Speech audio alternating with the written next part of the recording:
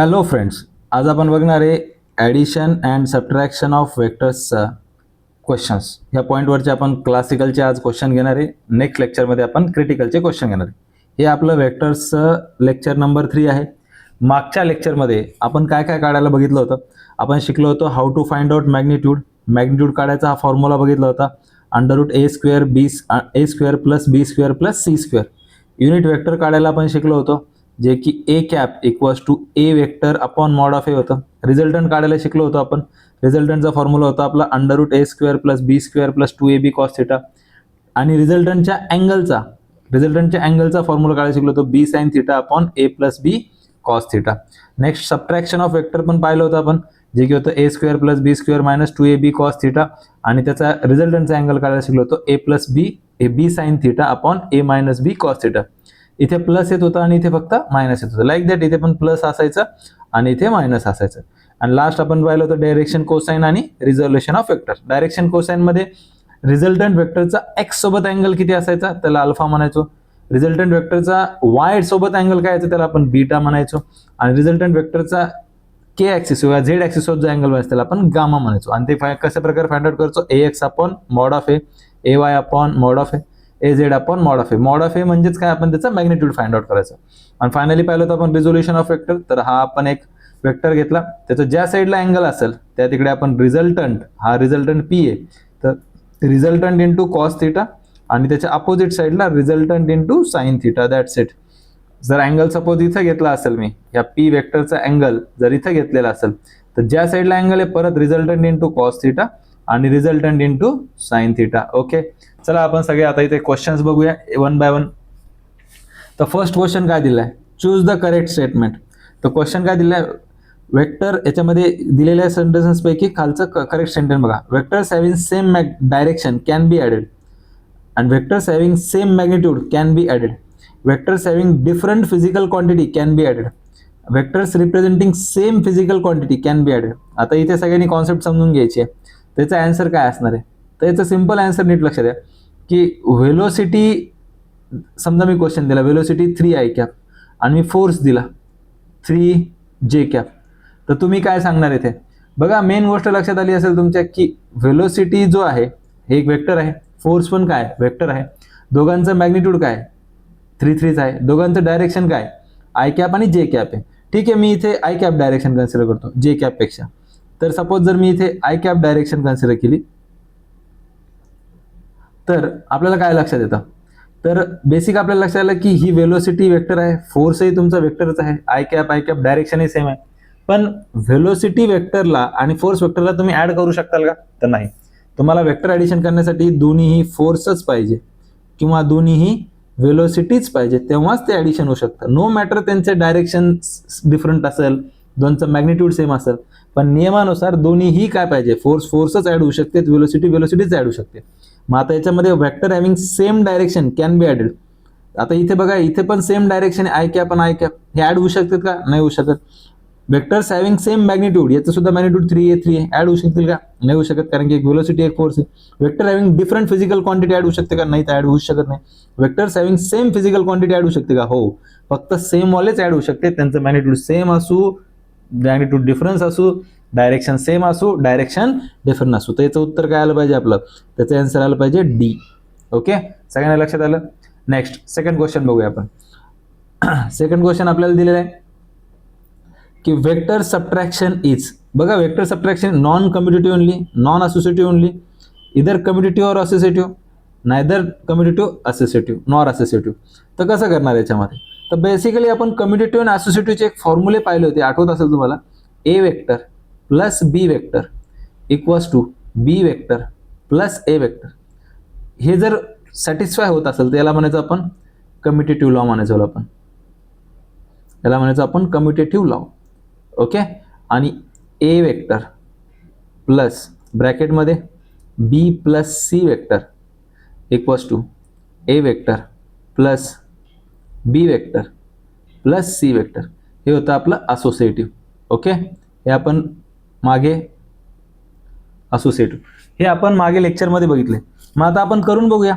Subtraction करायचं, vector subtraction करायचं आपल्याला. तर सबट्रॅक्शन काय असणार आहे, तर इकडे लक्ष द्या सगळ्यांनी. आता A vector plus minus of B vector, हे वेक्टर सबट्रॅक्शन झालं का, इक्वल्स टू हे पाहिजे B vector plus minus of A vector. जर ही कंडिशन सॅटिस्फाय झाली तर तुम्ही काय म्हणणार, तुमचं वेक्टर काय कम्युटेटिव्ह आहे. ओके, तर तुम्ही म्हणणार वेक्टर सबट्रॅक्शन तुमचं काय ते कम्युटेटिव्ह येते. चला आपण चेक करून पोहे. तर मग जर सपोज मी इथं ए वेक्टर घेतला हा आणि हा सेकंड वेक्टर घेतला बी. ओके, हा ए वेक्टर आहे, हा बी वेक्टर आहे, याचा काहीतरी अँगल आहे याच्यासोबत. तर आपल्याला याचं वेक्टर सबट्रॅक्शन करायचं. तर कसं करणार, तर यांना जर मी आता एक तर पॅरलोग्राम टेक्निकने ऍड करणार किंवा मी triangle of vector addition add करणार. तर मी आता सपोज इथं A plus minus of B करून पाहायचंय मला. तर ते कसं असणार, A plus minus of B म्हणजे ए वेक्टर माझा असा होता. ओके, आणि बी वेक्टर माझा असा होता, हा बी वेक्टर होता, हा ए वेक्टर होता. ओके, नेक्स्ट पण आपल्याला मायनस बी करायचंय. तर मायनस बी कुणीकडे येऊन जाईल, जर तुम्ही म्हणणार सर मायनस बी याच्या रिव्हर्समध्ये येऊन जाईल. ओके, आणि इथे आपल्याला काय करायचंय, रिझल्टंट काढायचं. रिझल्टंट कसं काढणार आपण, तर याच्यापासून पॅरलल इथे, याच्यापासून पॅरलल इथे, आणि यांचा रिझल्टंट इथे येऊन जाईल. हे कशाचं आन्सर आलं, हे आन्सर कशाचं आलंय, तर हे आन्सर आलेलं आहे आपलं, हे आन्सर आलेलं आहे आपलं याचं ए मायनस बीचं आन्सर. नेक्स्ट आता आपण बी मायनस ए करून बघूया. नेक्स्ट सिच्युएशनला B plus minus of A, म्हणजे पहिले आपण कोणता वेक्टर घेणार आहे, बी वेक्टर घेणार आहे. तर जर मी आता पहिले बी वेक्टर घेतला, सो हा माझा बी वेक्टर आहे, मी थोडं पुढे ड्रॉ करतो याला, हा माझा बी वेक्टर आहे ज्यांनी हॉरिझॉन्टल सोबत काय अँगल बनवला आहे थीटा. ओके, आणि हा माझा ए वेक्टर आहे.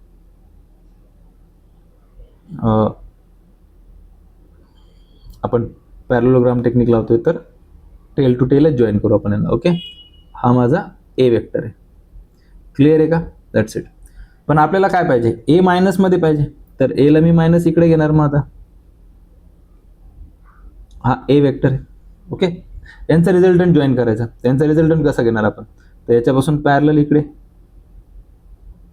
आणि याच्यापासून पॅरलल इकडे. देन यांचा रिझल्टंट कुठे येणार आहे, वरती येणार आहे. Now let's see here. आता सगळ्यांनी नीट लक्ष द्या. याचा रिझल्टंट कुणीकडे आलाय, खाली आलाय. याचा रिझल्टंट कुणीकडे आलाय, इकडे आलाय. ते रिझल्टंट सेम दिसतात का, हे वेक्टर सेम आहेत का, नाही सर, हा तर खाली चाललाय, हा तर वरती चाललाय. म्हणजे तुम्ही म्हणू शकता का मग हे सॅटिस्फाय होत आहे का, ही कंडिशन सॅटिस्फाय होते का, सर नाही होते. कारण की याचा रिझल्टंट खाली येतोय सर, याचा रिझल्टंट वरती जातोय, बरोबर आहे. याचा रिझल्टंट काय होतोय, वरती चाललाय, याचा रिझल्टंट खाली येतोय, तर ही सॅटिस्फाय होत नाहीये. तर मग आपण इथे काय लिहिणार आहे, सो आपण म्हणणार सर हे सॅटिस्फाय होत नाहीये. म्हणजे subtraction of vector is non commutative. Like that तुम्ही पुढची पण कंडिशन चेक करू शकता. मी तुम्हाला इथे डायरेक्ट आन्सर सांगतो. तर सबट्रॅक्शन ऑफ वेक्टर कम्युटेटिव्ह पण नसतं आणि असोसिएटिव्ह सुद्धा येत नसतं. ओके, कसं चेक करायचं, जर तुम्ही ए मायनस बी, आता इथे तुम्ही कसं करणार, इथे सुद्धा तुम्ही काय करणार, असोसिएटिव्ह साठी सुद्धा सेम अशाच प्रकारे कॉन्सेप्ट लावायची आणि हा क्वेश्चन सॉल्व्ह करायचा. नेक्स्ट पुढचा क्वेश्चन बघूया आपण. पुढचा क्वेश्चन आपल्याला दिलेला आहे, the process of finding the resultant of to or more vector is called, त्याला म्हणलं जातं कॉम्पोजिट्स ऑफ वेक्टर. त्याला काय म्हणलं जातं, कॉम्पोजिट्स ऑफ वेक्टर किंवा addition of vector. But addition नाही, आता इथे दोनपेक्षा जास्त आहेत, आपण त्यांना काय म्हणणार, composites of vector. Okay, then resultant of two vector will be maximum if they are, दोन वेक्टरचं रिझल्टंट मॅक्झिमम कधी असेल, तर बघा दोन वेक्टरचं रिझल्टंट मॅक्झिमम कधी असेल, जसं की आता सगळ्यांनी नीट लक्ष द्या. इथं मी घेतला 3 न्यूटन फोर्स आणि दुसरा पण मी घेतला इथे 4 न्यूटन फोर्स. दोन्ही कसे आहेत, पॅरलल आहेत, एकाच डायरेक्शनने आहेत. त्यांचा रिझल्टंट किती येऊन जाईल सर, यांचा रिझल्टंट येऊन जाईल 7 न्यूटन फोर्स. आणि डायरेक्शन कोणती असेल, डायरेक्शन हीच असेल, बरोबर आहे. तर दोन वेक्टर जर एकमेकांना पॅरलल असतील, मग त्यांचे मॅग्निट्यूड सेम असू किंवा नसू, त्यांचं उत्तर ऑलवेज कधी पण मॅक्झिमम कधी असेल, जेव्हा दोन्ही वेक्टर काय असतील, एकमेकांना पॅरलल असतील. तर उत्तर काय आलं पाहिजे याचं, पॅरलल वेक्टर. ओके, कॉन्सेप्ट समजली का सगळ्यांना, एकदा मी परत समजून सांगू का. जर एक वेक्टर 3 न्यूटन इकडे घेतला, 4 न्यूटन इकडे घेतला, तर मॅक्झिमम उत्तर किती येईल, 7 न्यूटन. आणि जर समजा 3 इकडे घेतला, 4 इकडे घेतला असता, हा 3 आणि हा 4, तर उत्तर किती आलं असतं सर, 1 न्यूटन आलं असतं. तर रेंज किती आली, 7 न्यूटन टू 1 न्यूटन ही रेंज आली. म्हणजे मॅक्झिमम आन्सर यायला पाहिजे 7 आणि मिनिमम आन्सर यायला पाहिजे 1. पण मॅक्झिमम आन्सर कधी येईल, जेव्हा दोन्ही कसे असतील, पॅरलल असतील. इथं कन्फ्युजन होऊ शकतं काही विद्यार्थ्यांना, हे इक्वल वेक्टर घेतलं तर चालेल का. इक्वल वेक्टर घेतलं तरी चालेल, काही प्रॉब्लेम नाही, इक्वल वेक्टरला सुद्धा येईल. पण स्ट्रेट फॉरवर्ड कंडिशन काय, दोन वेक्टर वेगळे जरी असले तरी सुद्धा त्यांची स्ट्रेट फॉरवर्ड मॅक्झिमम येण्यासाठी एकच कॉन्सेप्ट आहे, ते म्हणजे काय, दोन्ही वेक्टर कसे पाहिजे, पॅरलल पाहिजे. Next, the resultant of two vector will be minimum if they are. आता बेसिकली मी जस्ट 2 मिनिटापूर्वी सांगितलं, जर इथे तुम्ही 3 न्यूटन फोर्स घेतला आणि इकडे तुम्ही 4 न्यूटन फोर्स घेतला, ओके, तर रिझल्टंट किती येऊन जाईल त्याचा, तुम्ही म्हणणार सर रिझल्टंट येऊन जाईल, इकडे येऊन जाईल विच इज 1 न्यूटन. ओके, हे झालं त्याचं मिनिमम आन्सर. 4 आणि 3चं मिनिमम आन्सर किती, 1 न्यूटन, आणि 4 आणि 3चं मॅक्झिमम आन्सर किती, 7 न्यूटन. तर मग मिनिमम आन्सर येण्यासाठी ह्या दोघांमध्ये अँगल किती पाहिजे होता, 180 डिग्री पाहिजे होता. इथे मॅक्झिमम आन्सर येण्यासाठी अँगल किती पाहिजे होता, 0 डिग्री पाहिजे होता. ओके, तर मिनिमम अँगलसाठी 180 डिग्री, आणि दोन्ही वेक्टर कसे पाहिजे एकमेकाला, अँटी पॅरलल पाहिजे. दोन्ही वेक्टर कसे पाहिजे, अँटी पॅरलल. तर इथे उत्तर यायला पाहिजे. आता त्यांनी आन्सर डी दिलेलं आहे, बट आन्सर काय असलं पाहिजे, अँटी पॅरलल असले पाहिजे ते. ओके, किंवा ते अपोजिट मध्ये असले पाहिजे. Now next, the process of finding the components. Next question बघूया आपण. The process of finding the components of given vector is called resolution of vector. जो की पॉईंट आपण मागच बघितलंय. जर एखादा वेक्टर जर मी घेतला इथे, हा आर वेक्टर, ओके, आणि या आर वेक्टरला मला आता 2 कॉम्पोनंट मध्ये रिझॉल्व्ह करायचं आहे. आर वेक्टरला, हा आर वेक्टर घेतला मी, तर ज्या साईडला मी थिटा घेतला, तो ही साईड काय बनेल याची, ही साईड काय बनेल याची, तर ही बनेल आर कॉस थिटा, आणि ही काय बनेल इकडे, ही बनेल आर साइन थिटा. आणि मग एकदा आर कॉस थिटा आणि आर साइन थिटा झालं, तर तुम्हाला ह्या आरला कॅन्सल केलं तरी चालेल ना. हा सर, मग तुम्ही काय केलं, ह्या आरलाच काय केलं, कॉम्पोनंट मध्ये रिझॉल्व्ह करून टाकले. आता आर नाही घेतला तरी चालेल, तर आर कॉस थिटा आणि आर साइन थिटा. ओके, हे तुमचं आर कॉस थिटा आलं, हे आर साइन थिटा, पण हे कोणाचे कॉम्पोनंट आहे, हे आर चे कॉम्पोनंट होते. ओके, ज्या साईडला थिटा येतो, ज्या साईडला थिटा असतो, त्या साईडला रिझल्टंट इंटू कॉस थिटा आणि resultant into sine theta. Okay, that's it.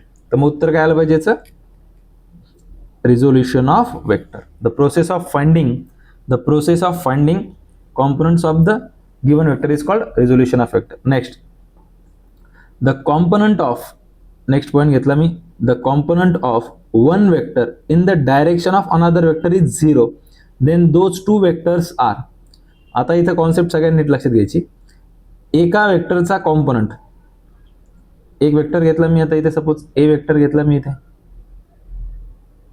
हा ए वेक्टर आहे. ओके, याचा कॉम्पोनंट कोणत्या डायरेक्शनला येऊ शकत नाही. तर बघा, ए वेक्टरचा जर कॉम्पोनंट घ्यायचा ठरवला आपण, तर मी इथं एक तर ए वेक्टरला तुम्ही इथं कुठतरी असा एखादा प्लेन घेता, यस, आणि एक असा कॉम्पोनंट आणि एक असा कॉम्पोनंट घेणार. या दोघांमध्ये जे कॉम्पोनंट घेणार आहे तुम्ही, त्या दोघांमध्ये 90 डिग्री अँगल असला पाहिजे. मग इकडे ज्या साईडला तुम्ही इकडे थिटा घेतला, तर तो हे बनेल ए कॉस थिटा आणि हे बनेल ए साइन थिटा. पण ए वेक्टरचा कॉम्पोनंट इथं कधी येऊ शकतो का, ह्या साईडला, इथं कधी येऊ शकत नाही. एचा कॉम्पोनंट कधी ह्या साईडला येऊ शकत नाही, कारण की ह्या साईडला जर तुम्ही कॉम्पोनंट घ्यायला गेला, तर एचा ह्या साईडचा कॉम्पोनंट कधी पण काय असेल, 0 असेल.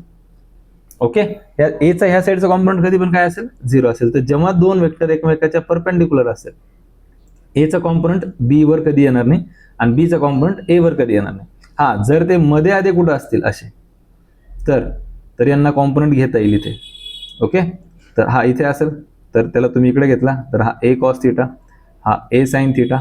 ओके, अशा प्रकारे तुम्ही त्याचे आन्सर काढू शकता. सो याचा आन्सर काय आला पाहिजे मग, तर याचा आन्सर आला पाहिजे तुमचं, if the component of one vector, एका वेक्टरचे component in the direction of another vector is 0. तर एका वेक्टरचे कॉम्पोनंट कोणत्या साईडला येत नाहीत, तर ते येत नाहीत फक्त कोणत्या साईडला, ते जर परपेंडिक्युलर असतील एकमेकांचे, तर आन्सर आला पाहिजे perpendicular vector. Now next question दिलेला आहे आपल्याला.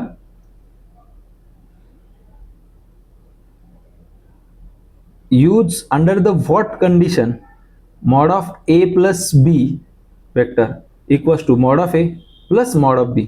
कधी हे कंडिशन सॅटिस्फाय होत असेल. ठीक आहे, आता सगळ्यांनी नीट कॉन्सेप्टकडे लक्ष द्या. Mod of A plus b ला काय लिहिता तुम्ही, तर तुम्ही म्हणणार sir mod of A vector plus B vector म्हणजेच कोणाचा फॉर्म्युला आहे, रिझल्टंट आहे का. हे म्हणजेच काय असतं तुमचं, हेच रिझल्टंट असतं. ऑलवेज रिमेंबर, जेव्हा केव्हा ही कंडिशन दिलेली असेल तेव्हा ती रिझल्टंट असते. त्याचा फॉर्म्युला डायरेक्ट काय असतो, under root of A square plus B square plus 2ab cos theta. हा फॉर्म्युला असतो. नाव आता दिलेली कंडिशननुसार तुम्हाला दिले A vector plus B vector equals to A plus B असं तुम्हाला दिलेलं आहे. ओके, तर हे वेक्टरना इथं मी मॉड घेऊन टाकतो डायरेक्टली. नाव आता याला तुम्ही काय लिहिणार, याला लिहिणार तुम्ही r equals to so a plus b. Yes, आरला काय लिहिणार तुम्ही आरला लिहिणार under root of A square plus B square plus 2ab cos theta equals to A plus b. Okay, हे सगळ्यांना इथपर्यंत समजलं का? नेक्स्ट आता याच्या पुढे काय करायचं सर, इकडे रूट आहे इकडे रूट नाही, मग रूटला घालवा सर. त्या साईडला दोन्ही साईडला काय करणार तुम्ही स्क्वेअर करणार सर. मग दोन्ही साईडला स्क्वेअर केलं तर काय आला आन्सर, तुम्ही म्हणणार sir a square plus B square plus 2ab cos theta equals to A plus बीचा होल स्क्वेअर काय येत असतो, तुम्ही म्हणणार sir a square plus B square plus 2ab. अच्छा, इथून ए स्क्वेअर गेलं बी स्क्वेअर गेलं ए स्क्वेअर गेलं बी स्क्वेअर गेलं, so 2ab cos theta equals to 2ab. अच्छा, हे 2ab गेलं हे 2ab गेलं, कॉस थिटा इक्वल्स टू किती आलंय 1 आलंय. मग कॉस थिटा इक्वल्स टू 1 आलंय, तर मला सांगा थिटाची व्हॅल्यू किती येणार, cos inverse of 1. Cos inverse 1 किती येणार 0 डिग्री. 0 डिग्री याचा अर्थ काय, 0 डिग्री याचा अर्थ काय, तर ही रिलेशन तेव्हाच सॅटिस्फाय होऊ शकतं जेव्हा ए वेक्टर इकडे आणि बी वेक्टर पण त्याच्यावरतीच आहे. हा ए वेक्टर आणि हा बी वेक्टर दोघांमध्ये अँगल किती पाहिजे 0 डिग्री पाहिजे, तेव्हा ही गोष्ट सॅटिस्फाय होऊ शकते. तर मग आन्सर किती आला पाहिजे याचा, याचा आन्सर आला पाहिजे A. Okay, A and B act in the same direction, त्यांचे डायरेक्शन काय पाहिजे सेम असल्या पाहिजे, तेव्हाच ही गोष्ट होऊ शकते, तेव्हाच हा कंडिशन सॅटिस्फाय होऊ शकते. Next law of polygon of vectors. Next question बघूया. Law of polygon vector is repeated use of triangle law of vector addition. बघा आता सगळ्यांनी आपण ट्रायंगल लॉ मध्ये काय करत होतो, तर ट्रायंगल लॉ मध्ये आपण काय करायचो, तर आपण हे ए घ्यायचो आणि एच्याच समोर बी जॉईन करायचो, बरोबर आहे का, आणि इथे आपण रिझल्टंट जॉईन करायचो. हे झालं आपलं आन्सर ट्रायंगल लॉचं. हे हेड असायचं आणि ह्या वेक्टरचं हे टेल असायचं, दुसऱ्या वेक्टरचं हे टेल असायचं. पण पॉलिगन मध्ये काय करायचो आपण, so A vector then B vector then C vector. Okay, A vector हा बी वेक्टर हा सी वेक्टर आणि फायनली आपण काय करायचं रिझल्टंट ऍड करायचं. तर आता जर तुम्ही ए प्लस बी करून पाहिलं तर ए प्लस बीचं उत्तर काय येणार आहे, तुम्ही म्हणणार सर ए प्लस बीचं उत्तर हे असणार आहे. ओके, फक्त ए प्लस बीचं. आणि मग जर तुम्ही ए प्लस बी प्लस सी जर करायचं ठरवलं तर तो रिझल्टंट येऊन जाईल ना, हा रिझल्टंट असेल. तर आता जर तुम्ही इथे नीट बघितलं मी समजून सांगतो, हे ए घेतला आणि हा बी घेतला आणि यांना रिझल्टंट ऍड केलं. ओके, हे झालं ट्रायंगल ऑफ वेक्टर एडिशन. पण जर आता तुम्ही पॉलिगॉन मध्ये केलं सर ए वेक्टर बी वेक्टर आणि यांना तुम्ही ऍड केलं हे. आता नेक्स्ट हा वेक्टर प्लस हा वेक्टर केला तर परत हे आन्सर येऊन जाईल. तर रिपीटेडच तुम्ही triangle law of vector addition करत आहात. ओके, तर polygon law of vector addition जी असते ती त्याचा आन्सर आला पाहिजे ट्रायंगल लॉचे रिपीटेडमध्ये ट्रायंगल लॉ ऑफ वेक्टर एडिशनच तुम्ही यूज करणार. हा तर फार सोपा फॉर्म्युला आहे, जशाला तसा. हा फॉर्म्युला आपण ऑलरेडीच केलेला आहे. आपल्याकडे फॉर्म्युला होता tan alpha equals to b sine theta upon a plus b cos theta. Okay, तर मग त्याच्यावरून आपलं हे आन्सर येऊन जाईल डायरेक्ट स्ट्रेट फॉरवर्ड फॉर्म्युला आहे जो की मी लिहून दिला आहे. नेक्स्ट आपल्याला फाइंड आउट करायचं मॅग्निट्यूड. याचा मॅग्निट्यूड फाइंड आउट करायचं. मॅग्निट्यूड करायचा फॉर्म्युला काय sir, mod of A equals to under root of, इथं कोइफिशियंट कशाचे काय, इथं हा ए हा बी आहे आणि हा सी आहे. मग ए स्क्वेअर प्लस बी स्क्वेअर प्लस सी स्क्वेअर, तर किती येतं आन्सर याचं, त्याचा आन्सर आला पाहिजे 3चा स्क्वेअर प्लस 2चा स्क्वेअर प्लस इथं मायनस जरी असलं तरी काय -4चा स्क्वेअर घेणार तुम्ही. फायनल आन्सर किती येऊन जाईल इथे 3 त्रिक 9 बेग बेदून 4 आणि 16 किती आलं answer finally √29. This will be your answer mod of A. तर आन्सर काय आलं पाहिजे इथं फायनली डी हे आन्सर आलं पाहिजे. नेक्स्ट क्वेश्चन काय दिलं आहे, नेक्स्ट क्वेश्चन तुम्हाला दिलं आहे हे वेक्टर दिलं आहे इट्स एक्स वाय प्लेन. कोणतं दिलं आहे तुम्हाला याचा एक्स वाय प्लेनचा आन्सर विचारले. एक्स वाय प्लेनमध्ये कोण कोण येणार आहे इथे, तर एक्स वाय प्लेनमध्ये कोण कोण येणार आहे बघा. एक्स वाय प्लेनमध्ये हे दोघंच असणार 3i cap plus J cap. मग फक्त त्याचाच मॅग्निट्यूड घ्यायला सांगितलंय आपल्याला त्यांनी. कंप्लीट व्हेक्टरचं मॅग्निट्यूड घ्यायला सांगितलंय त्यांनी आपल्याला. कंप्लीट व्हेक्टरचं मॅग्निट्यूड घ्यायला सांगितलं नाही, फक्त एक्स वाय प्लेनसाठी. मग एक्स वाय प्लेनसाठी काय करणार तुम्ही? फक्त तुम्ही म्हणणार sir mod of A equals to under root of A square plus फक्त बी स्क्वेअर. मग under root A square plus B square म्हणजे किती? 3चा स्क्वेअर प्लस इथं 1चा स्क्वेअर. 3चा स्क्वेअर किती येणार आहे? 9 प्लस 1 किती आला आन्सर? Under route 20. तर फायनल आन्सर इथं किती आलं पाहिजे? Under root 10. सो 12चा आन्सर आलं पाहिजे आपलं सी. 13 नंबरचा क्वेश्चन चेक करूया आपण. 13 नंबरच्या क्वेश्चनला विचारले डायरेक्शन कोसाइन सांगा. Direction cosine. डायरेक्शन कोसाइनचे फॉर्म्युले काय होते आठवा बरं फास्टमध्ये. तर डायरेक्शन कोसाइनचा फॉर्म्युला होता cos alpha equals to A X upon mod of A. Cos beta equals to A Y upon mod of A. आणि cos gamma equals to A Z upon mod of A. Sir mod of A काय? Mod of A magnitude आहे. मग आता ह्या वेक्टरचा magnitude काढता येईल का? येस सर, मॅग्निट्यूड भरपूर वेळेस काढलाय आम्ही. आता मी डायरेक्ट मॅग्निट्यूड घेतला तर चालेल का? सो -1चा स्क्वेअर, ओके, 2चा स्क्वेअर प्लस 3चा स्क्वेअर. ओके, सगळ्यांना लक्षात आलं असेल? शांततेत लक्षात घ्या. इथं ए आहे, हा बी आहे 2 आणि 3 कोण आहे? सी आहे. यस, ते लिहिलंय मी फक्त नाव. आता मॉड ऑफ ए किती येत आहे इथे? तर -1चा स्क्वेअर 1, 2चा स्क्वेअर 4, 3चा स्क्वेअर 9. किती आला आन्सर? मॉड ऑफ ए आलेलं आहे तुमचं 9 1 10 आणि अंडर रूट 14. तर हे झालं मॉड ऑफ ए. मग आता इथं ए एक्स कोण आहे? सगळ्यात मेन ए एक्स कोण आहे सर इथे? ए एक्स म्हणजेच कोण आहे? हा ए एक्स असतो तुमचा. इथे तुम्ही जर पाहिलं तर हा ए एक्स आहे, आयचा कोइफिशियंट. ए वाय कोण आहे? जेचा कोइफिशियंट. ए झेड कोण आहे? केचा कोइफिशियंट. आणि दॅट्स इट. इथं उत्तर आलेलं आहे तुमचं. ए एक्स कसं काढणार मग तुम्ही? तुम्ही म्हणणार सर ए एक्स -1 आहे अपॉन, इथे मी कॉस अल्फाच लिहितो डायरेक्टली आता. ओके, या इथंच घेऊया आपण, याच्या खाली इथे घेऊया आपण cos alpha. Cos alpha equals to, तुम्ही म्हणणार sir A X upon mod of A. A X किती आहे सर? हे ए एक्स इथं -1 upon under root 14. Cos beta, cos beta किती sir? A Y upon mod of A. तर A Y किती आहे सर? 2 आहे sir. So 2 upon under root 14. Okay, आणि फायनली कॉस गामा किती आहे? तुम्ही म्हणणार sir 3 upon mod of A म्हणजेच किती? Under root 14. ओके, तर फायनल आन्सर किती आलं पाहिजे इथे? मग असं कोणतं ऑप्शन आहे? -1/14. ओके, 2/14. अच्छा, हेच बी आन्सर येऊन जातं इथे. 3/14. यस, हे आणि हे तिन्ही येत आहे. नाव 14 नंबर क्वेश्चन. हा क्वेश्चन थोडा कन्फ्युजिंग वाटू शकतो, बट इतका काही फार कन्फ्युजिंग तो बिलकुल नाही आहे. सगळ्यांनी नीट लक्ष द्या. आता ह्या क्वेश्चनला मी कसं सॉल्व्ह करतोय? तर इन अ कार्टेशियन कोऑर्डिनेट मी काय करतो आता इथे? सिंपल तुम्हाला कॉन्सेप्ट समजून सांगतो. ओके, सगळ्यांनी कॉन्सेप्ट नीट समजली, तुम्हाला हा क्वेश्चन एकदम इझिली जस्ट सोपा क्वेश्चन. इथं एक ए पॉईंट आहे. हा पॉईंट मी स्पेसमध्ये घेतला आणि ह्या पॉईंटचं लोकेशन किती सांगितलं त्यांनी? 2, 3, -6 हे लोकेशन. आणि इथं कुठेतरी बी पॉईंट आहे आणि त्या पॉईंटचं लोकेशन किती सांगितलंय? -2, -5, 7. अच्छा, हे पॉईंटला त्यांनी नाव पी आणि क्यू दिलेत. मी इथं ए आणि बी घेतलंय. ओके, तर यांचं नाव काय घेतलं आपण इथे? पी, आणि याचं नाव काय घेतलं? क्यू. तर पीचं हे जे वेक्टर आहे याची व्हॅल्यू किती आहे?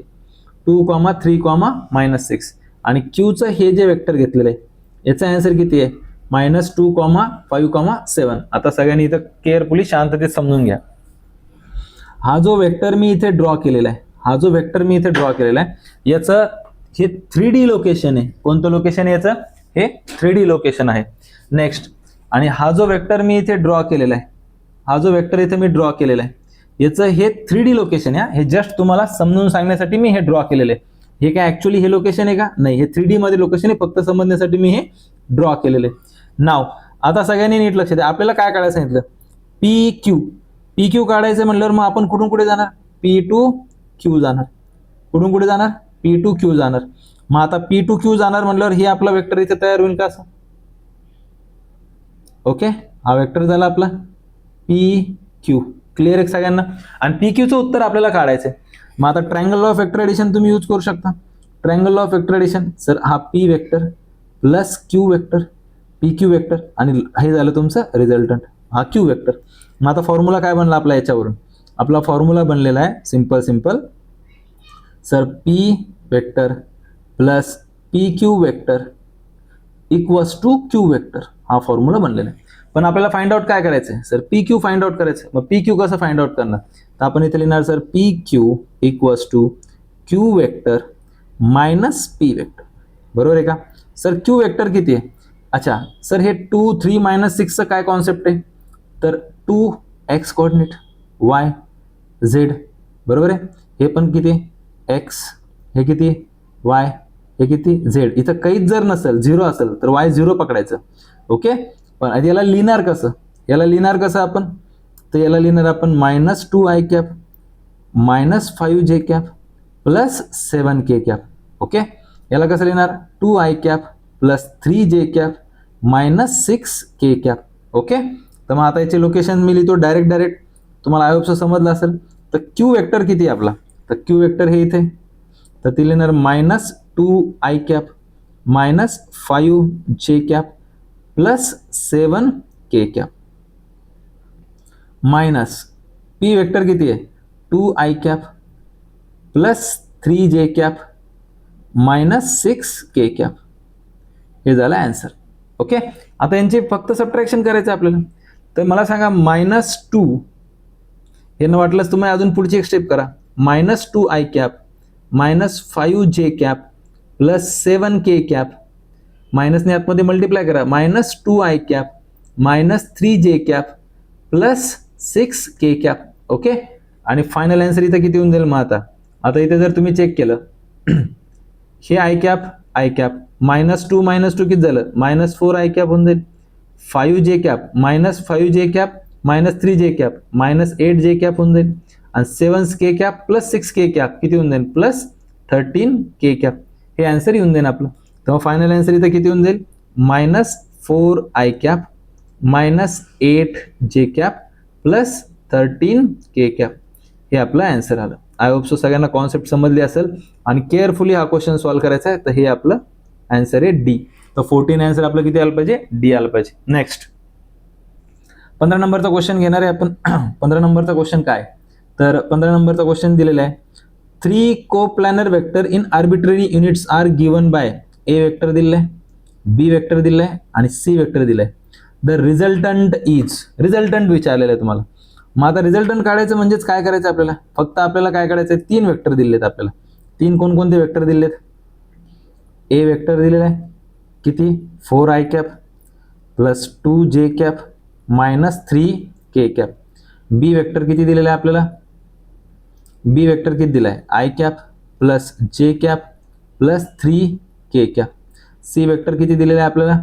सी वेक्टर दिलेला आहे 4 i cap 5 J cap plus 3 K cap. अच्छा, रिझल्टंट काढायचं म्हणजे तिघांची बेरीजच करायची ना. आर इक्वल्स टू ॲडिशनच असते. So A vector plus B vector plus C vector. आता वेक्टरची ॲडिशन रेक्टँग्युलर कॉम्पोनंट्समध्ये वेक्टरची ॲडिशन काय असते?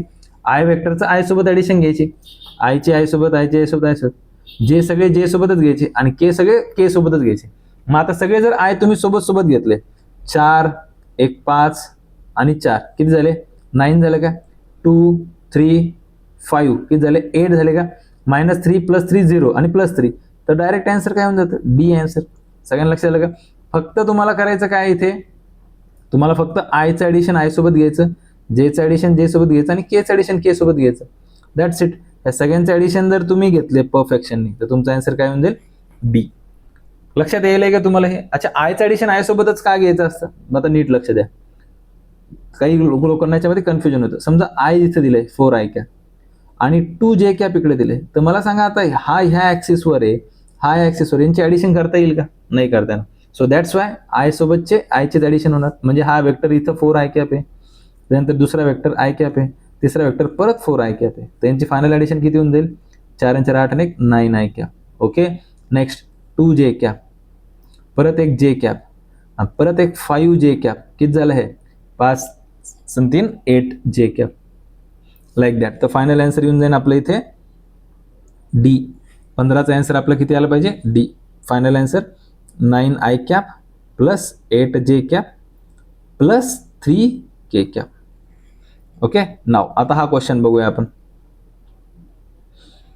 या क्वेश्चन मध्ये गेलाय the unit vector parallel to the resultant of the vector A and B is. म्हणजे आता बघा क्वेश्चन वर्डिंग मध्ये दिल्यावर मुलांना थोडी भीती वाटते. तर कॉन्सेप्ट काय? एक युनिट वेक्टर आहे parallel to the resultant of vector. आता ह्या दोन वेक्टरचा जर तुम्ही रिझल्टंट काढला, रिझल्टंट कसा काढणार तुम्ही? ए प्लस बी करणार. आता इथे ए प्लस, कारण की आय कॅप जे कॅप के कॅप मध्ये दिलेत ना, तर मग डायरेक्ट ए प्लस बी करणार. मग डायरेक्ट जर तुम्ही यांचा ए प्लस बी केलं तर तुम्ही म्हणणार सर रिझल्टंट काढायसाठी ए प्लस बी करणार आम्ही सर, ए वेक्टर प्लस बी वेक्टर करणार. अच्छा, ए वेक्टर किती आहे? 4 I cap plus 3 J cap plus 6 K cap. Okay. Plus आणि इथं किती आहे? Minus I cap plus 3 J cap minus 8 K cap. हे झालं तुमचं आन्सर. आता तुम्ही काय करणार इथे? 4 I cap minus I cap किती झालं? 3 आय कॅप झालं का? 3 J cap plus 3 J cap 6 जे कॅप झालं का? 6 K cap minus 2 8 K cap, so minus 2 K cap. Clear आहे? वाटलंच तुम्ही त्याला सेपरेट करूनही करू शकता. तुम्हाला वाटलं तुम्ही सेपरेट करूनही करू शकता, बट मी तुम्हाला इथे डायरेक्ट करून दाखवतो. चला ठीक आहे, मी सेपरेट करतो. काही मुलांना कन्फ्युजन होऊ शकतं याच्यामध्ये. 6 के कॅप हे जशाला तसं लिहिलं. Then minus I cap plus 3 J cap minus 8 K cap. अच्छा, आय कॅप सोबत आय कॅप घ्या, किती येऊन जाईल रिझल्टंट सांगा बरं? 4 आय मायनस आय किती आलं सर? 3 आय कॅप आलं. बरं. नेक्स्ट जे कॅप सोबत जे कॅप घ्या, किती आलं? प्लस 6 जे कॅप आलं सर. देन के कॅप सोबत के कॅप घ्या, 6 मायनस किती झालं? Minus 2 K cap. 6 minus 8 minus 2 K cap. अच्छा, हे झालं तुमचा वेक्टर. हा काय झाला? तुमचा वेक्टर आला. या वेक्टरचं तुम्हाला फक्त युनिट वेक्टर घ्यायला सांगितलंय. या वेक्टरचं काय घ्यायचंय तुम्हाला? फक्त युनिट वेक्टर. याचं युनिट वेक्टर कसं घेणार सर? युनिट वेक्टरचा स्ट्रेट फॉरवर्ड फॉर्म्युला असतो. काय असतो? A cap equals to A vector upon mod of A. हा फॉर्म्युला असतो. मग याचा मॉड ऑफ ए काढायचं सगळ्यात पहिले. तर तुम्ही म्हणणार सर मॉड ऑफ ए कसं काढणार आम्ही? ओके, मॉड ऑफ ए कसं काढणार? तर मॉड ऑफ एचा सिंपल फॉर्म्युला आहे under root of A square plus B square. आता मी ते लिहिणार नाही. हा 3चा स्क्वेअर सगळ्यात पहिले, हा जो 3 दिसतो याचा स्क्वेअर प्लस 6चा स्क्वेअर प्लस इथं मायनस 2 असलं तरी घ्यायची गरज आहे का? नाही. सो 2चा स्क्वेअर. किती आलं उत्तर?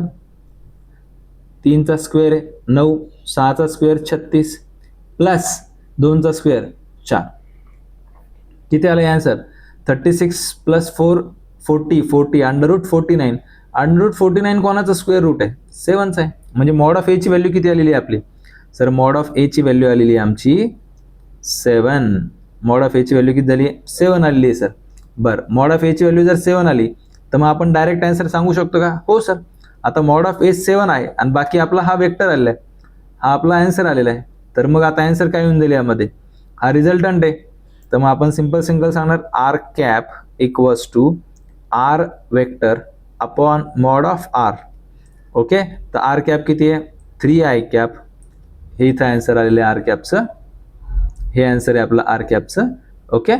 तर हे आन्सर आपण इथे लिहिणार 3 आय कॅप प्लस 6 जे कॅप मायनस 2 के कॅप आणि होल डिवायडेड बाय 7 आले. ओके. तर मग आता फायनल आन्सर काय येणार आपलं? बघा इथं ह्या एकच ऑप्शन दिसतोय, बरोबर आहे का? इथं प्लस आहे, इथं 49 आहे, इथं 49 आहे. तर फायनल आन्सर हे असलं पाहिजे आपलं. ओके. तर ए आन्सर आपलं येऊन जाणार इथे. नेक्स्ट 17 नंबरचा क्वेश्चन चेक करूया आपण.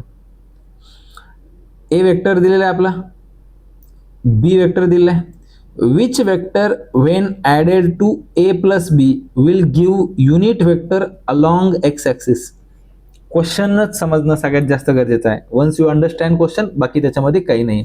हा एक वेक्टर दिलेला आहे, हा बी वेक्टर दिलेला आहे आणि ए प्लस बी मध्ये, नीट लक्ष द्या, ए प्लस बी मध्ये कोणता वेक्टर ऍड केला पाहिजे जेणेकरून answer vector along X axis. Sir vector along X axis म्हणजे काय? आय कॅप उत्तर आलं पाहिजे.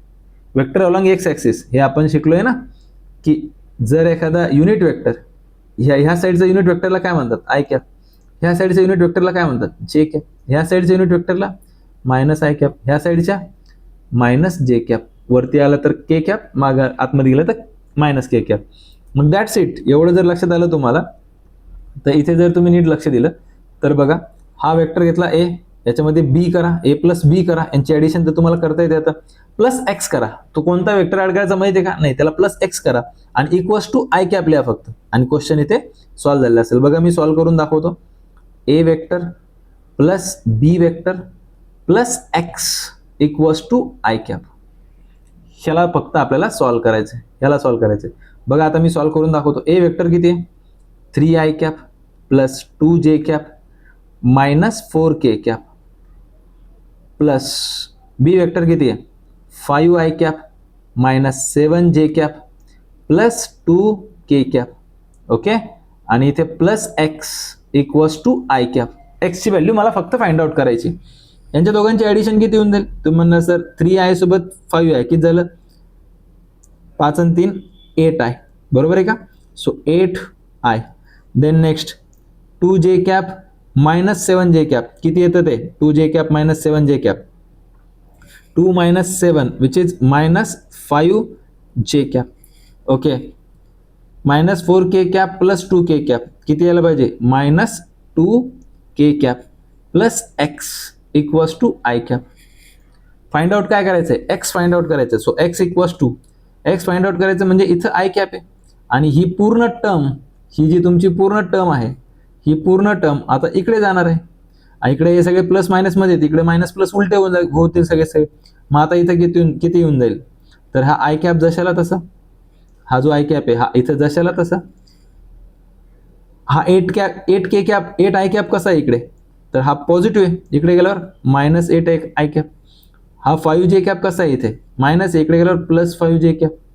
हा मायनस 2 के कॅप कसा आहे इथे, मायनस आहे, इथं मायनस आहे, तर इकडे गेल्यावर प्लस 2 के कॅप. अच्छा, आता मला सांगा, ह्या आय कॅपमधून हे आय कॅपचं ॲडिशन आणि सबट्रॅक्शन आय कॅप सोबत असू शकतं. यांना काही चेंज करायची गरज आहे का आपल्याला, नाही सर, यांना काही करायची गरज नाही, कारण हे जे आणि के आहेत, मग यांचं फक्त याच्यासोबतच रिलेशन राहील. तर मग I cap minus 8 i cap किती होऊन जाईल, minus 7 I cap plus 5 J cap plus 2 K cap, and this will be your answer. हे झालं तुमचं आन्सर. हे आन्सर किती नंबरला दिसतंय, तर मला असं वाटतं मायनस 7 प्लस 5 2, तर 17चा आन्सर आपलं किती आलं पाहिजे, सी आलं पाहिजे. ओके, सगळ्यांना लक्षात आलं का. नेक्स्ट 18 नंबरचा क्वेश्चन चेक करा. 18 नंबरचा तर स्ट्रेट फॉरवर्ड फॉर्म्युलाच आहे, mod of R equals to under root of A square plus B square plus 2ab cos theta. अच्छा, आपण ए म्हणतो, बी म्हणतो, आणि हे पी आणि क्यू म्हणतो, मग कोणतं ऑप्शन यायला पाहिजे, सो हे आन्सर यायला पाहिजे सर, कारण इथेच फक्त कॉस थिटा आहे, इथं साइन थिटा आहे. अच्छा, इथे पी क्यू कॉस थिटा आहे, पण 2 आहे का, इथं 2 पाहिजे होतं सर, बरोबर आहे की नाही. सो आन्सर काय यायला पाहिजे, आन्सर यायला पाहिजे फक्त B. Next, two forces acting at a point, एका पॉईंटवर ॲक्ट होत ॲट अ राईट अँगल, म्हणजे 2 फोर्स. मी इथे एक पॉईंट घेतो. बघा, जसं मी पूर्ण क्वेश्चन रीड करतोय तसंच मी फिगर पण बनवतोय. 2 forces acting at a point at right angle to each other. हा एक फोर्स आहे एफ, आणि दुसरा पण फोर्स आहे एफ. ओके, दोन्ही फोर्स एफच आहे का, कारण की 2 इक्वल फोर्सेस म्हणलेले. Yes, at a point at right angle to each other have resultant. यांचा रिझल्टंट किती आला पाहिजे, यांचा रिझल्टंट त्यांनी दिलेला आहे. मी रिझल्टंटला कलर वेगळा देतो. यांच्या रिझल्टंटची व्हॅल्यू किती आलेली त्यांनी सांगितलं. रिझल्टंटची व्हॅल्यू आहे तुमची 14.14 अशी दिली. अच्छा, तुम्हाला थोडंसं मॅथ थोडं याच्यामध्ये पाहिजे की ही व्हॅल्यू नेमकी काय, तर ही व्हॅल्यू असली पाहिजे 10√2, कारण की √2ची व्हॅल्यू किती असते कधी पण, √2ची व्हॅल्यू असते 1.414. ही व्हॅल्यू पार्ट असतील तर हे लगेच तुम्हाला सॉल्व्ह होऊन जाईल क्वेश्चन. ओके, आणि ह्या प्रॅक्टिसने तुम्हाला अशा पण पार्ट होऊनच जातात. तर हे झाली √2ची व्हॅल्यू 10√2. बरं, मग आता तुम्हाला हे सांगायचं आहे की एफची व्हॅल्यू किती. बरं ठीक आहे, मग आता डायरेक्ट रिझल्टंटचा फॉर्म्युला लावून टाका तुम्ही. रिझल्टंटचा फॉर्म्युला 2 वेक्टरसाठी काय येईल, तुम्ही म्हणणार सर 2 वेक्टरसाठी रिझल्टंटचा फॉर्म्युला असतो एफचा स्क्वेअर प्लस एफचा square plus 2 into F square into cos theta cos 90, बरोबर आहे का? तर कॉस 90 किती येणार आहे इथे? कॉस 90 सर इथे 0 असणार आहे, बरोबर आहे का? ही टर्म तुमची काय झाली? पूर्ण 0 झाली, म्हणजे ही पण टर्म तुम्हाला इथे 0च होऊन जाईल. मग आता उरलं काय फक्त? आता फक्त F square plus F square उरले. ओके, मग फायनल आन्सर किती येतं इथे? आर इक्वस टू, मग आर इक्वस टू किती होणार आहे sir? 2f square under root मध्ये. फायनल आन्सर किती आला मग सर? एफ स्क्वेअर बाहेर येऊन जाईल आणि अंडर रूट 2 होऊन जाईल. ओके, नाव पण रिझल्टंटची व्हॅल्यू त्यांनी तुम्हाला दिलेली आहे. मग आता कसं करणार इथे सर? रिझल्टंटची व्हॅल्यू दिलेली आहे 10√2, जे की मला कॅल्क्युलेशनची प्रॅक्टिस आहे म्हणून मी लिहिलेलं आहे. ओके, तर तुम्हाला सुद्धा हळूहळू होऊनच जाईल, इतकं काही हार्ड आहे का ते? तर बिलकुल नाही. तर 10√2 ही रिझल्टंटची व्हॅल्यू. यस, कुठे आहे रिझल्टंट? बघा, हा इथे रिझल्टंट आहे 10√2. आणि आन्सर, रिझल्टंटचा आन्सर किती आलाय? तुम्ही म्हणणार सर एफ इंटू √2. अच्छा, √2 आणि √2 कॅन्सल झालं, तर एफची व्हॅल्यू किती आली सर? 10 न्यूटन आली. हे तुमचा आन्सर आहे. किती नंबरचा आन्सर दिसतंय? सी. ओके, नेक्स्ट हा क्वेश्चन बघा आता, 20 नंबरचा क्वेश्चन. 20 नंबरचा क्वेश्चन काय सांगतो? A body is acted upon by 2 forces. हा क्वेश्चन आहे. Body is acted upon by 2 forces. F1 दिलेला आहे, F2 दिलेला आहे, which are incline at 45 degree to each other. म्हणजे दोन फोर्समध्ये किती डिग्रीचा अँगल दिलाय? 45 degree. The magnitude of resultant force acting on the body is. Simple, एकदम सोपा क्वेश्चन आहे. बघा, आता मी तुम्हाला हा क्वेश्चन समजून सांगतो एकदा परत. तर हा 20 नंबरचा क्वेश्चन आणि काय दिलंय ते समजून घेणे. एक फोर्स दिलाय F1 √2, F2 दिलाय 3 न्यूटन, अँगल किती दिलाय त्यांच्यात? 45 डिग्री. आणि तुम्हाला रिझल्टंट काढायचा आहे. तर बेसिक रिझल्टंटचा फॉर्म्युला काय होता? मॅग्निट्यूड ऑफ रिझल्टंटचा. मॅग्निट्यूड ऑफ रिझल्टंटचा फॉर्म्युला असतो √A square plus B square plus 2AB cos theta. बस, ज्याला एवढे सॉल्व्ह करता आलं त्याचा हा प्रश्न सॉल्व्ह झाला. अच्छा, मुलांना बेसिक इंग्लिशमध्ये त्यांचा प्रॉब्लेम येतो. मॅग्निट्यूड ऑफ रिझल्टंट म्हणजेच काय? Mod of R. आलं लक्षात? मॉड ऑफ आरलाच तुम्ही काय लिहू शकता? अंडर रूट मध्ये ए plus A vector plus B vector hole mod मध्ये. क्लिअर आहे? या दोघांचा, ह्या पूर्ण टर्मचा आन्सर एकच असतं. जिथून जिथे जिथे तुम्हाला ही टर्म दिसेल तिथे लगेच तुम्हाला हा फॉर्म्युला लावता आला पाहिजे. ओके, नाव आता बेसिक आहे, फक्त मॉड ऑफ आर काढायचं आहे तुम्हाला. तर मग आता मी इथे डायरेक्ट ए ला तुम्ही √2 पकडा. सो √2चा स्क्वेअर प्लस 3चा square plus 2 into √2 into 3 into cos 45, बरोबर आहे का? तेव्हा basic mod of R equals to under root. √2चा स्क्वेअर केला तर किती होईल? 2. 3चा स्क्वेअर केला तर 9. 2 into 3 into √2 into cos 45 1/√2. Okay sir, table part नाही तर टेबल पार्ट करून घ्यावं लागेल. सो √2 आणि √2 काय होतील? कॅन्सल होतील. मग फायनल मॉड ऑफ आर किती येते? चेक करा सगळ्यांनी. 2 प्लस 9 प्लस, आणि लक्षात ठेवा सर्वांनी, ह्या टर्म्स सेपरेट असतात. ओके, याची याच्यासोबत ऍडिशन करू नका. मी वर्गात बघतो काही विद्यार्थ्यांचे खूप बेसिक कॅल्क्युलेशन्स मिस्टेक होतात. तर ही सेपरेट टर्म आहे, ही सेपरेट टर्म आहे, ही सेपरेट टर्म आहे, ह्या ऍड होऊ शकतील. यांचं जोपर्यंत पूर्ण कॅल्क्युलेशन होत नाही तोपर्यंत त्यासोबत ते ऍड करायचं नाही. ओके, नाव तर किती येतं? हे 6. आता हे इथून पुढे हे ऍड होऊ शकतं. तर फायनल आन्सर किती येणार मग? 9 plus 6 15 and plus 2. So answer आला पाहिजे √17. आय होप सो तुम्हाला कॉन्सेप्ट समजली. √17 हे त्याचा आन्सर आहे. तर किती नंबरचा क्वेश्चन होता हा?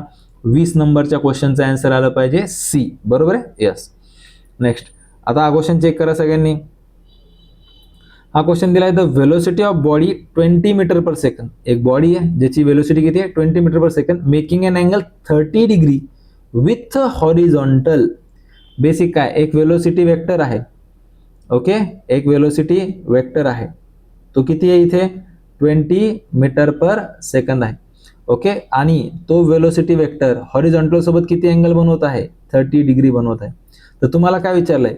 The vertical component of velocity. Vertical component विचारलाय. तर तुम्ही म्हणणार सर बघा, हा जो वेक्टर आहे, मी इथे तुम्हाला दाखवतो, हा जो वेक्टर आहे याला तुम्ही कॉम्पोनंट मध्ये रिझॉल्व्ह करू शकता. हा वेक्टरला तुम्ही इकडे एक बनवणार आणि इकडे एक बनवणार सर.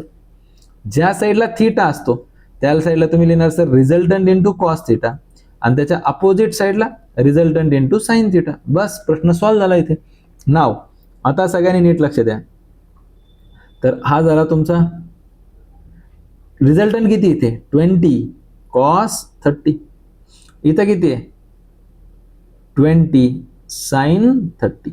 अच्छा सर कोणतं क्वेश्चन, कोणता आन्सर विचारले, कोणता आन्सर विचारले, तर तुम्हाला नीट लक्ष द्या सगळ्यांना. तुम्हाला विचारले व्हर्टिकल सोबत अँगल विचारलं. व्हर्टिकल कोणता येतो सर, हा 30 वाला व्हर्टिकल येतोय, साइन 30 वाला. ओके, व्हर्टिकल कोणता येतो इथे सर, हा व्हर्टिकल आहे. हे विचारलेले मुलं गडबडमध्ये हे काढून येतात. आणि बघा तुम्हाला इथे हे पण आन्सर दिलेले आहेत, याचे पण आन्सर दिलेलं असतं. आणि हे आन्सर केल्यानंतर मोस्टली सीईटी मध्ये मुलांकडून ही चूक होते की मुलं गडबडमध्ये सोपा प्रश्न ज्याचे मार्क्स यायला पाहिजे ते मार्क्स देऊन येतात किंवा ते मार्क्स घालून टाकतात. तर मग आता 20 साइन 30 काढायचं आपल्याला. ओके, तर मग आपल्याला हा काढायचा. तर किती येईल आन्सर, व्हर्टिकल कॉम्पोनंट तुम्ही म्हणणार सर व्ही वाय, याला आपण व्ही वाय म्हणू आणि याला व्ही एक्स म्हणू. ओके, तर व्ही वाय किती येणार सर 20 साइन 30. साइन 30 किती असतंय, साइन 30 हाफ असतंय.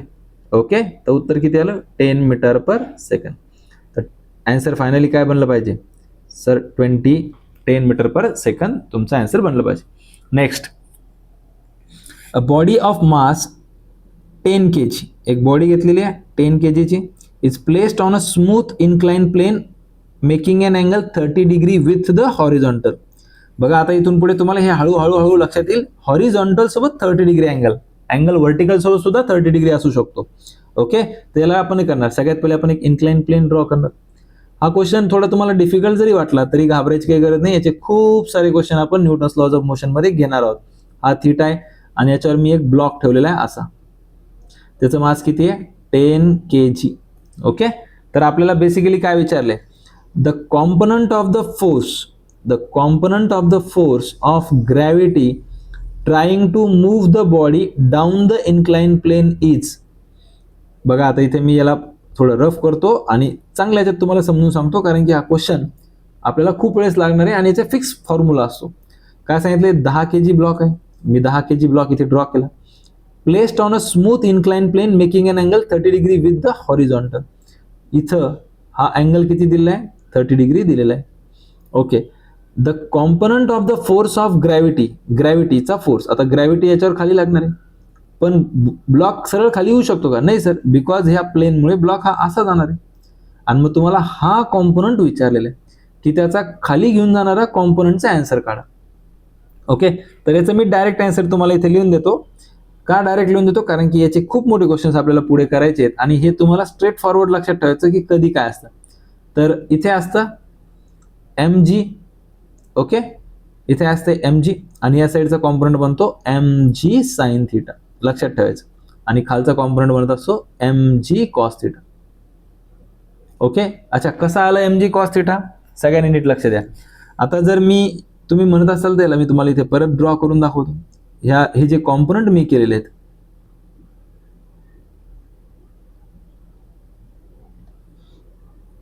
काय फार हार्ड आहे कधी कॉन्सेप्ट, तर बिलकुल काहीच हार्ड नाही आहे, अतिशय सोपी कॉन्सेप्ट आहे. हे आपण तिथे सुद्धा भरपूर पुढे सुद्धा आपण भरपूर वेळेस करणार याला.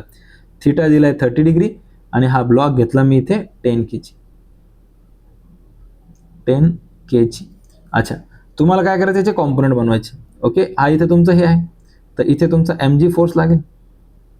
ओके, आणि mg चे कॉम्पोनंट बनवायचे, एक ह्या डायरेक्शननी आणि एक ह्या डायरेक्शननी.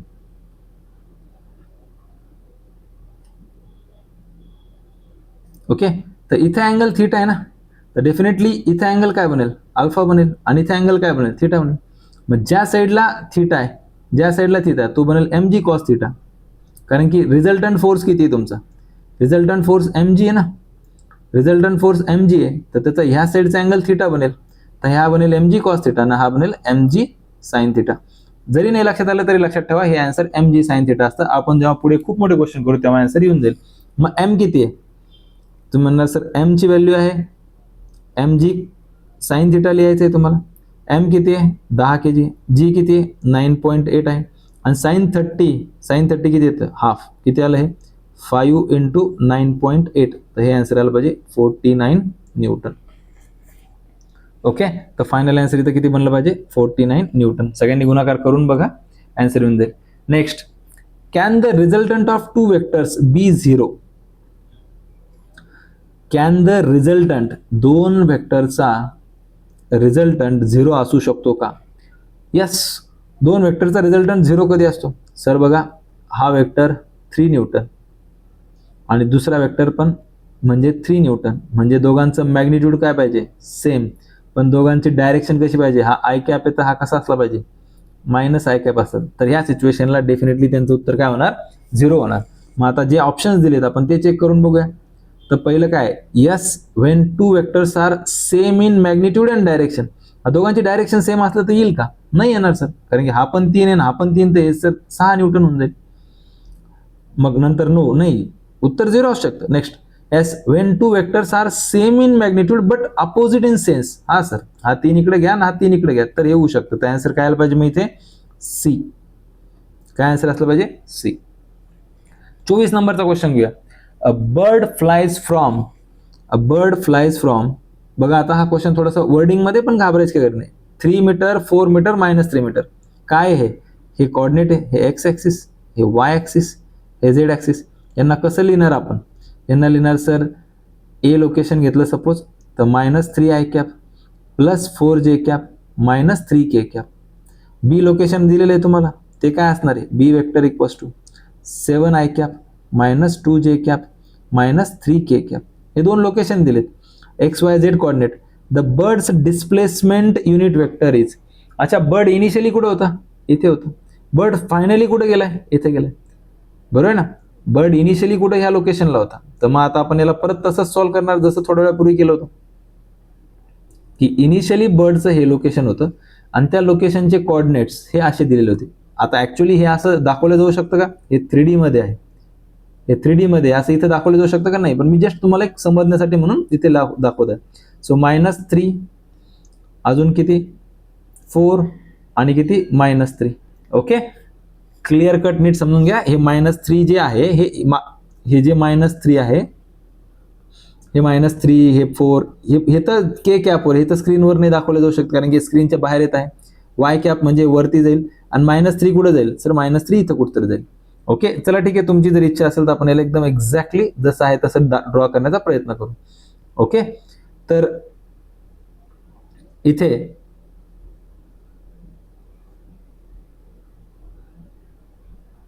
वेक्टर घेतला मी, तर इथे येऊन जाईल तुमचं कुठतरी -3 आणि इथे कुठतरी +4 जे कॅपवर आहे ना, आणि 5 वरती कुठतरी.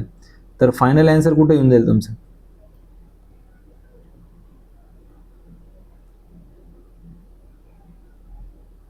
ओके, तर हे झालं तुमचं लोकेशन. लोकेशन काय आलं मग इथे? -3 +4 -3. ओके, नेक्स्ट लोकेशन काय? 7. नेक्स्ट लोकेशन काय? 7 -2 -3. अच्छा, 7 कुणीकडे येणार मग आता इथे?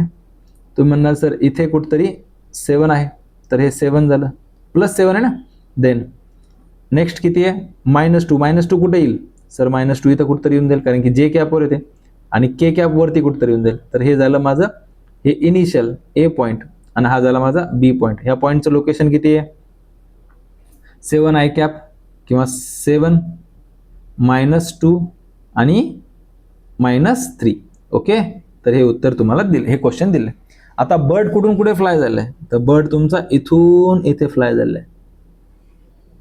ओके, तर बर्ड तुमचा इथून इथे फ्लाय झालाय. तर हे बर्डचं इनिशियल लोकेशन आहे, हे इनिशियल लोकेशन आहे आणि हे फायनल लोकेशन. मग आता डिस्प्लेसमेंट कसं करणार तुम्ही? सिंपल.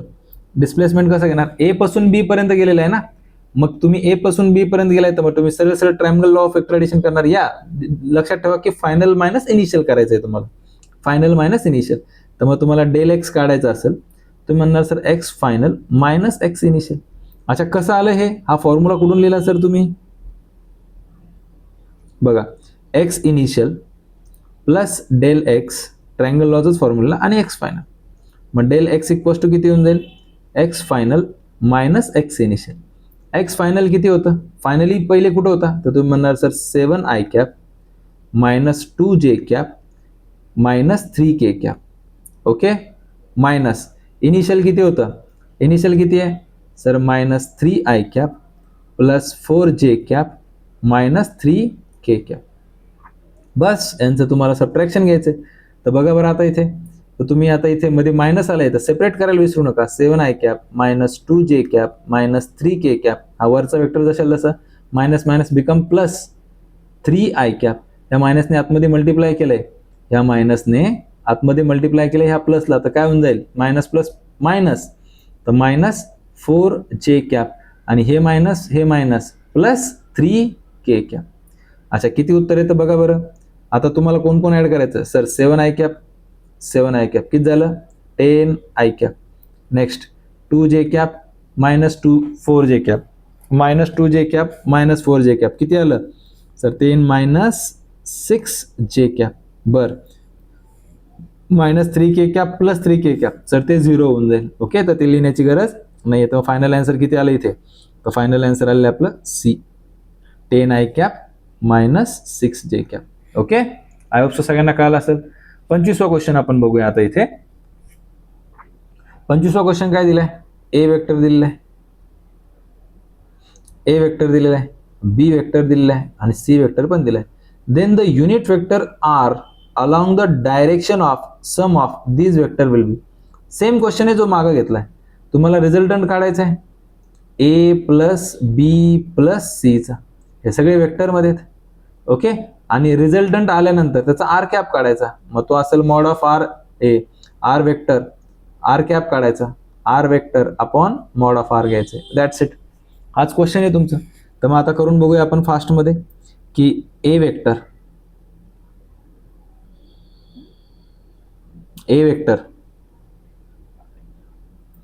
किती दिलाय 4i cap minus j cap. B vector काय दिलेलं आहे minus 3i cap plus 2j cap. C vector काय दिलेलं आहे, इथं तर काहीच नाही, 0 plus minus k cap. Okay, तर मायनस आहे ना तो, सो डायरेक्टली तुम्ही इथे काय लिहिणार आहे, मायनस k कॅप. ओके, यांची ऍडिशन करून घ्या. तर हा बनल ए वेक्टर प्लस बी वेक्टर प्लस सी वेक्टर. किती येतं बघा, 4 आणि 3, 4 मायनस 3 किती झालं, सो आय कॅप. बर, जे मायनस जे प्लस 2j किती आलं प्लस जे कॅप. अच्छा, के कॅप आहे का मला सांगा बरं इथे, के कॅप आहे का इथे, के कॅप आहे का वरती कुठं नाही, मग के च्या इथं तर 0 0 आलं ना. तर मग फायनली आन्सर काय होऊन जाईल मग, तर के कॅप काहीच नाही, सो मायनस के कॅप. बस, तर मग रिझल्टंट वेक्टर किती आला तुमचा, तो म्हणणार सर मॉड ऑफ आर, हे रिझल्टंट म्हणतो तुमचा वेक्टर किती आला इथे, R vector equals to I cap plus J cap minus K cap. Okay, मग आता याचं युनिट वेक्टर घ्यायचं. तर युनिट वेक्टर कसं असणार, R cap equals to R vector upon mod of R.